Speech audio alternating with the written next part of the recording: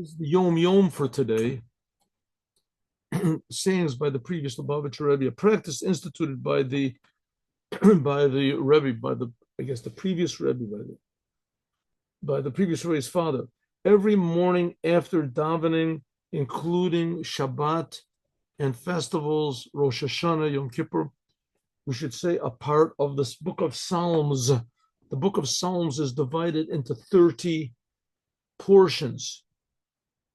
30 portions, approximately every day 5 psalms, even though some days it doesn't work out that way, but 30 equal portions. So every day we say one portion for each one of the days. There's months that are 29 days. It would say according to portions of the month. When it is finished with a minyan that is finished, then you say more the Kaddish for what's called the mourner's Kaddish. In a month that only has 29 days, so you say the last 2 portions on the 29th day. But to say Psalms every day. In Chabad, we have a custom of saying one portion of the Psalms every day and one portion of the Chumash, of the learning of the 5 books of Moses every day. And that's divided into 7 portions of each week. And also one portion of the Tanya, which Tanya is divided up to 365 portions, and every day you say a part of it. And so, but anyway, say Psalms every day. Psalms are tremendously powerful, beautiful. It works a lot better if you translate them, if you translate the Psalms. In some way, I sort of advise you not to translate them because you see how much King David suffered. And it's very sort of, in a way, potentially discouraging. I mean, King David was such a holy person, and he suffered from the minute he was born until the last moment of his life. All he had was contention and arguments, and he was pursued by his enemies and everything like that. But nevertheless, it is in one way the holiest book in the Torah because it's both learning Torah and also prayer. Also prayer. Okay, that was yesterday. And let's do Shabbat. Let us do Shabbat. Good.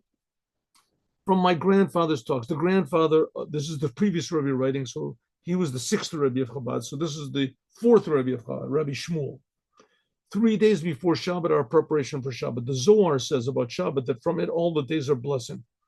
All the 6 days of the week are blessing. And God will bless you in everything you do. So one way is that all the days of the next week are blessed by Shabbat. Another way is everything you did in the previous week are blessed by Shabbat. Shabbat adds the spice that blesses all the previous deeds that you did the previous week. But there's another way, is that Shabbat blesses the 3 days before it and the 3 days after it.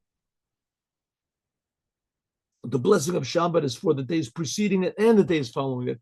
The preparation for this is on Wednesday, the 4th day of the week, and they are announced by the brief L'chuna Ranana of the 3 verses. Every day we say the psalm of the day that was said in the holy temple.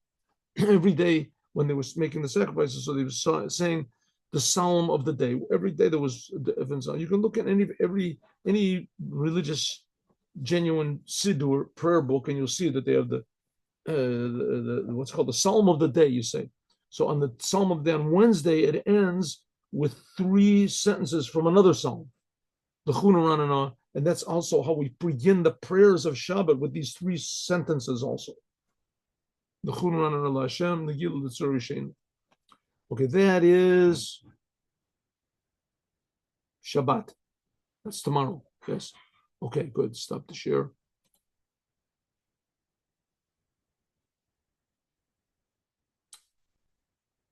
Here we go. Stop the recording.